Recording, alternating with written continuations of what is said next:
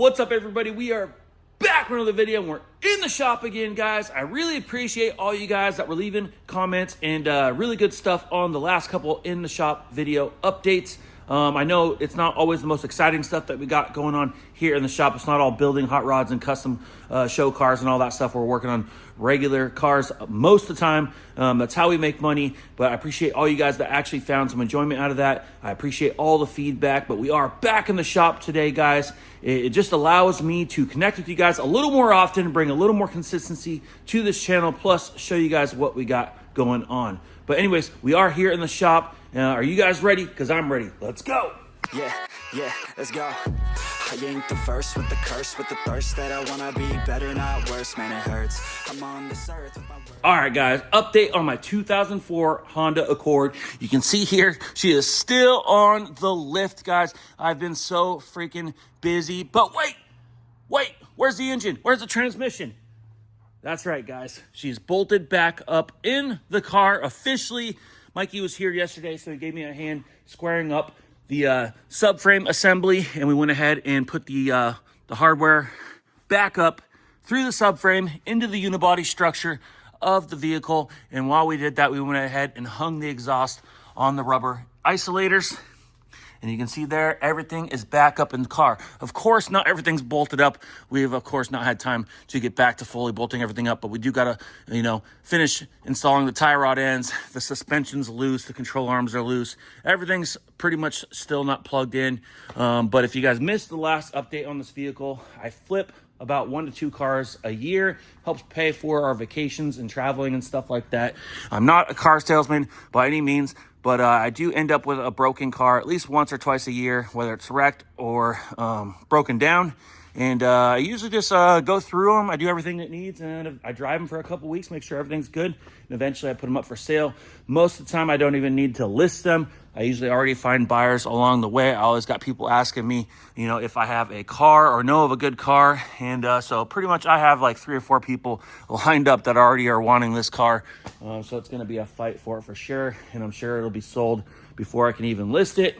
And if nobody wants to buy it, that's fine. I guess I got myself another good car. Anyways, I bought this car running and driving, but it did have shifting issues. These V6 automatic transmissions were notorious in this early year Honda Accord for going bad. They did some updates later on, and they had some better transmissions. So we did source a transmission from a newer Acura TL, and so we went ahead and pulled the transmission assembly out of that because the engine blew. And so we know it was a running driving transmission. And so we went ahead, pulled this car in. We dropped the entire engine transmission with the subframe onto the ground, which you saw in the last video. And we went ahead and separated the transmission from the engine. While we were in there, we went ahead and did the rear crankshaft seal. I like to do those while you got access. And we went ahead to the front of the engine, which you can't really see right now. Here's lower. We took off the crank pulley. We took off all the timing covers. And we went ahead and did the upper camshaft seals, the lower front crankshaft seal. And we went ahead and did new timing belt, water pump, tensioner. We did idler pulleys. We did serpentine belt, timing belt, all that stuff you can see right here. So here is some old mounts. Went ahead and put new mounts on there. Here is the thermostat. We went ahead and put a new thermostat with gasket in there. You can see here some idler pulleys. Here's our automatic tensioner. There is our cam and crank seals. I guess I threw the rear main in the garbage already. Here is our automatic tensioner for the serpentine belts. One of these was still good, but one of them was really rough, so I went ahead and replaced both. Here's our timing belt and serpentine belt sitting there. We got our old spark plugs. We went ahead and put brand new NGK iridiums in there, and we went ahead and put all new ignition coils on all 6 cylinders. So this thing should be running a little bit healthy right now. Anything that is serviceable, I like to go ahead and do, and anything that's in my path along the way, I like to go ahead and do. We didn't change the starter, the alternator, the AC compressor, anything like that yet. We're going to kind of get this thing up and going. If it needs it, we'll go ahead and do it. But they did seem to be in working condition, so we will go ahead, analyze all that stuff once we're all set up and going. We'll make sure she's charging properly, and we'll probably go ahead and throw a brand new battery in this thing, so it has a brand new battery. And it didn't have any pressure in the AC system when I took it loose, so there's a chance that it was leaking at some point. The AC compressor obviously looks to be original, so there's a chance that we may have to throw a new one in there. And if that's the case, then we might have to pull the radiator up out of the way again to get access. We have all new fluids going in this thing from the coolant. We got Honda power steering fluid. We got Honda ATF automatic transmission fluid. I always run the genuine transmission fluids when messing with an automatic, straight from the dealer, and nothing else, nothing less. And we got synthetic oil. We have the OEM Honda oil filter, and of course we'll go be checking everything else. We're gonna go ahead and do the brakes, but we're gonna get this thing up and running first. We'll make sure she's all good to go. We'll probably do an alignment. We'll check the tires, make sure everything's good. We'll have them balanced if we need. It's got pretty good tires on it. Has been sitting for a bit, but the tread looks really good on them, so we'll make sure everything's good there. We're definitely gonna be doing pads, rotors, calipers if we need to, but they look to be like they're operating just fine. But we'll definitely be throwing some fresh brake fluid in there. And yeah, guys, we'll be definitely running this through detail, but I'm hoping to have this thing kind of buttoned up here by the end of the week. If I get another free day on Friday, I'll definitely be trying to get everything bolted back up, get the radiator back in there, and hopefully pour some fluids in this thing. And hopefully have a running car at the end of the week, if not sometime early next week. Like I said, I'm only running to this thing as I have time, and I rarely have time, but we have managed to get everything back in the car, so I'm super pumped on that. I'm gonna go ahead and lower her down here real quick and show you guys how clean this thing is. Of course, it's been sitting for a minute. I've had this car actually over a year now, and I didn't mean to. I meant to get it and source the transmission and get this thing ran through the shop quick and get it out of here. But it just kind of sat there, and I just never really had free time. And I finally had a few free days, and I was like, I got to get that thing in here. So I finally just did it, and I'm happy I did. Of course, there's a few things that I'm seeing, like the brakes and stuff, that I want to go ahead and address. So this is already starting to stack up in money, but I do keep track of every single dollar that goes into it. I mean, every single dollar. I added it up. I tally everything up, the purchasing price, title transfer, all the parts that I'm into it, and I keep track of my labor to come up with a good, fair price. That's why I just do everything that it needs. I do everything to these cars like I was going to jump into it and drive cross country, or put Karmen in it and have her go cross country and have it be reliable. So I don't like to just do things if it doesn't need it, but if it needs it, you just go ahead and do it. It's a good selling point regardless. But yeah, guys, you guys can see this thing is clean. Of course, we do got to wipe it down again. We did run it through detail when we first got it, but it's been sitting outside for a good year or so. So she needs to be detailed one more time, but it's super clean. It's got full leather, navigation, heated seats, power everything, sunroof. Back seats, super clean, but everything's super clean. Even the paint on this thing, we got all OEM panels. VIN numbers are on everything. Factory spot welds. It does appear to have a few things that have been repainted, so probably very minor cosmetic things like scratches, maybe a little dings, but it is all original panels. Every panel here has the VIN number, and that's something I look for when purchasing a car. But you can see, you know, factory fenders. You can see spot welds on the core support, so it has not been in a front end collision. You can see factory decals on the hood, so it's not an aftermarket. But yes, super clean body. But yes, you can see the engine assembly is bolted back up. I did run these two bolts to connect the torque mount there to the subframe, or to the engine assembly, to the unibody structure there. And you can see I already put that bolt in there. It's not tight yet, but we're getting everything bolted back up. We'll plug everything in, connect all the hoses, the lines, put the radiator in, and we'll go ahead and throw the battery, the tray, the intake, make sure everything's plugged in. And we got to pick up a new battery for this thing. And you can see there's the new ignition coils.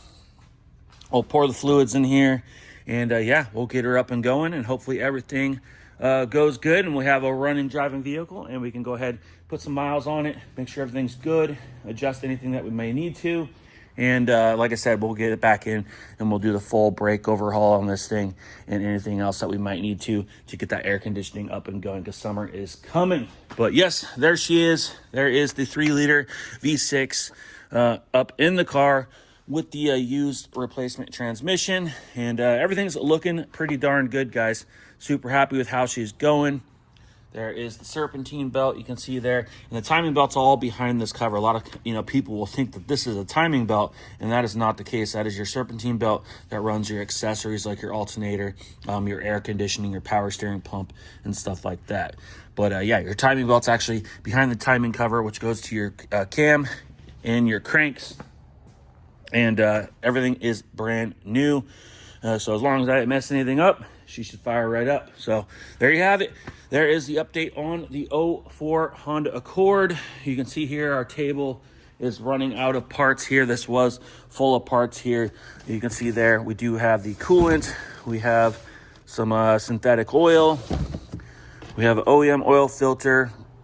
Our transmission fluid's coming from Honda. And you can see here, I did have to replace the intake tube when I was separating it. It just kind of fell apart, and maybe it was ripped to begin with. So I'm not sure how she was running so good if that was the case. But we did get a new intake tube to throw on there. Got air filter. We're going to go ahead and do the cabin air filter as well after we detail it so she smells nice and good. And you can see there's the old coils. They were still good technically, so we kept them in a box. Sometimes I just throw them in a trunk. That way if somebody's ever on a road trip and something happens, they have an extra coil to put on there. But that's just what I do. Sometimes I just keep an extra coil in the car, or at least, one or two of them. But there you have it. Car's pretty clean. Not my style of car. It's kind of granny style with that champagne color. But we'll get it up and going, and I'm sure somebody will buy it. If not, I guess I got another good car. Nissan 370Z parts, you can see they're still sitting here. Tail has the lip prepped, the bumper prepped. We finally did get our hood and fender. You can see here, Tail's got the fender on a stand here. It's got it all prepped out, ready to go. We know this color. We've worked on this car before. We got a really good match, so we're able to just panel paint all this stuff, and we'll have her come in, drop the car off for a good day and a half possibly. We'll go ahead and tear it all down. We'll throw all the new stuff on, align everything up, get it detailed up, and we'll send her on our way. So we don't need her car for like a week or anything. We can get her in and out in probably one business day. Drop off in the morning, probably pick up later that afternoon, or if anything the next day, and she'll have an entire new front end and fender and everything. So there you have it. C10 door panels, they're primed. Tail had a little bit of time yesterday. He went ahead and prepped them out. So at some point, I'll throw these in the booth and spray these. I think we're going to do them in a silver. We got a pretty good color that we used recently on a set of Mikey's wheels, and it looked really clean. I think that color would look really nice on those door panels on the satin black C10. Over here on the body side, Jetta's just in here. We were supposed to have a truck sitting here I was going to show you guys, but he was a no-show, no-call, no-show.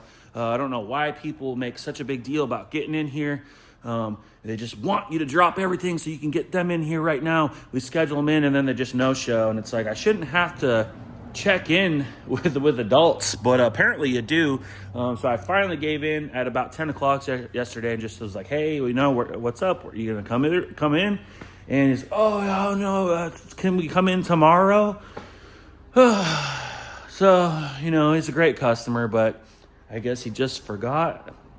I don't know. I don't have to be reminded for my appointments. So anyways, he's not here, so we have nothing sitting right here. So we had a little bit of time.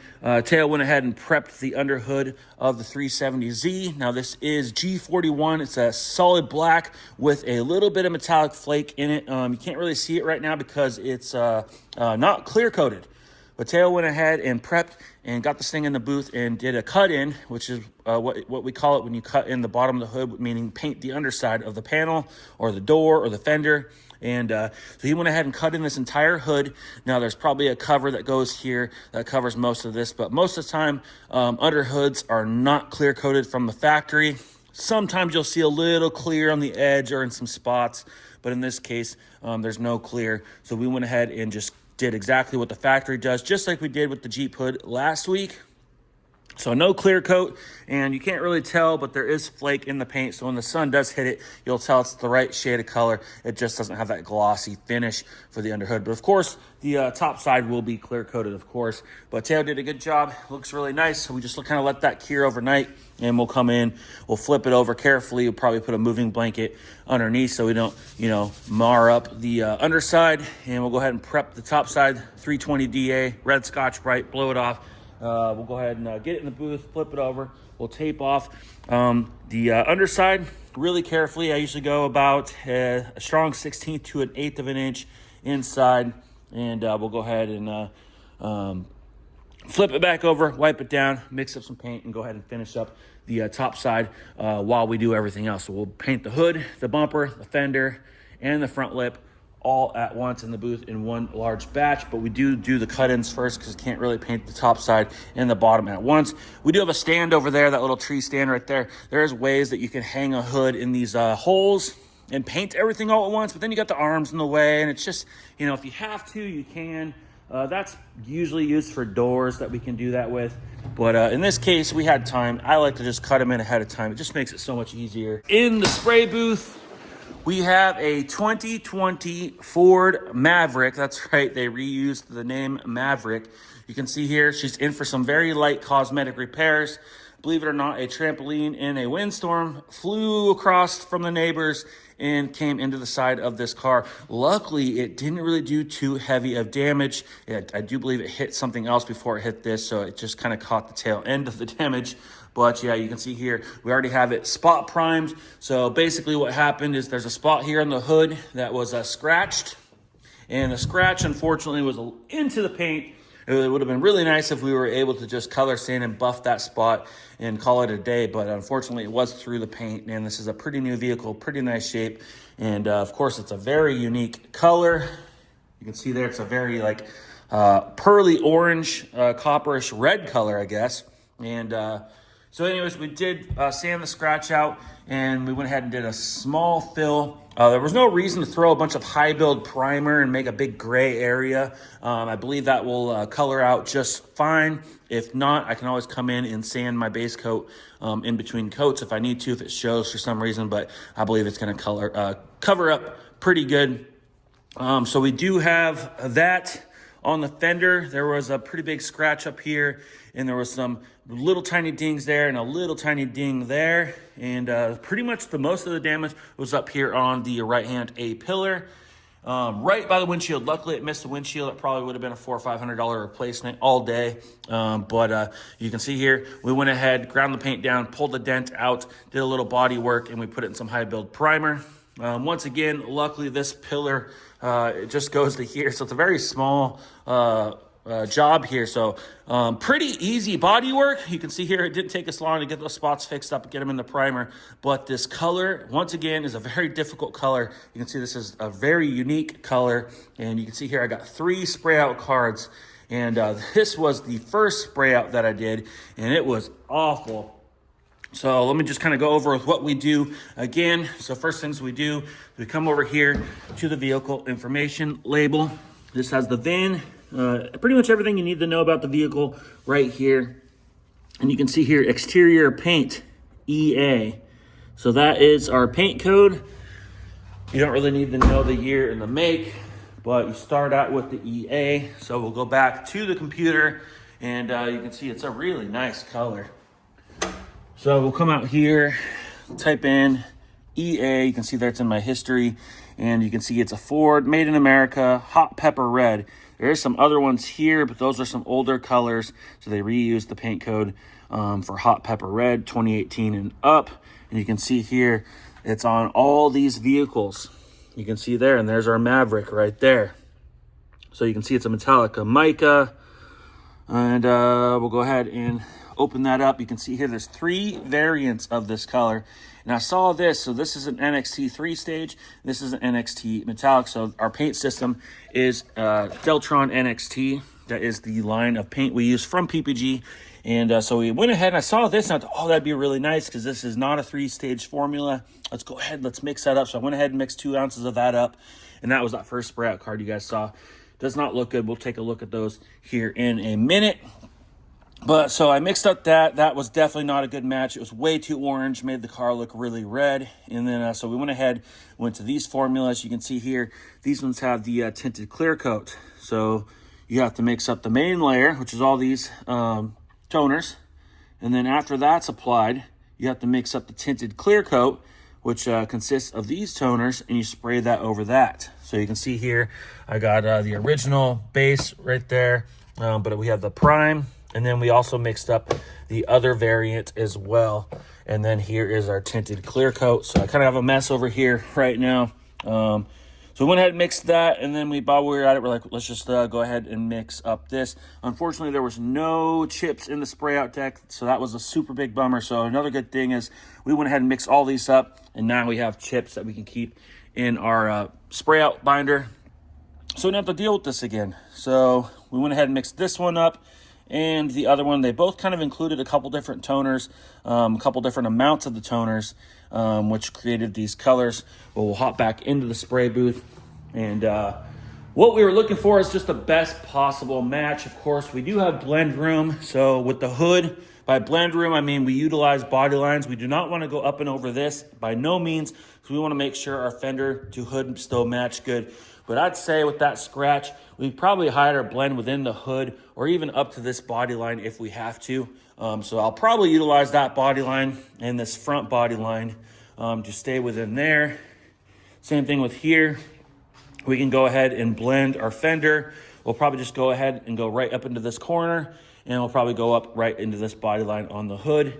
Pillar doesn't really matter that much. We'll go up into here, I'm sure, probably towards the middle of this door. And we do kind of have a butt match there, but there is flop, which is the angle. And of course, there's a little bit of a gap with the black rubber seal between things too. So we do have a little bit of flop on our side there. The only spot that would be kind of butt matched, the same angle, would be right here. This very small section above the emblem on the fender to the door. So there will be a little bit of butt match there, which is why we're trying to get the best possible color match possible so we don't have something that looks really bad. It's important that I keep my color, like I said, about here. I'm going to utilize this body line. But even if I want to go down into here, as long as I stay away from our bumper and I stay away from down here so that this still matches, we want to keep our color above right here to make sure we do not get into that area. So the only spot that'll be really butt matched is pretty much this little skinny section right here. But we do have a gap and a seal kind of on our side, a little bit of flop, but our color, I would say, is kind of like an 8 out of 10. It's not that great. So here is the first one. And you guys can tell that just looks really bad. I mean, I can blend black and white, but this is awful. That was like, oh no, that is not good. Completely the wrong color. So here is our prime variation. And you can see how much better that is already.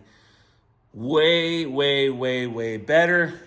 And we went ahead and mixed up the other variation as well for our records. Now, keep in mind, these are 3-stage paints, so they do have the tinted clear coat. So depending how many coats of the tinted clear you put on can change the color.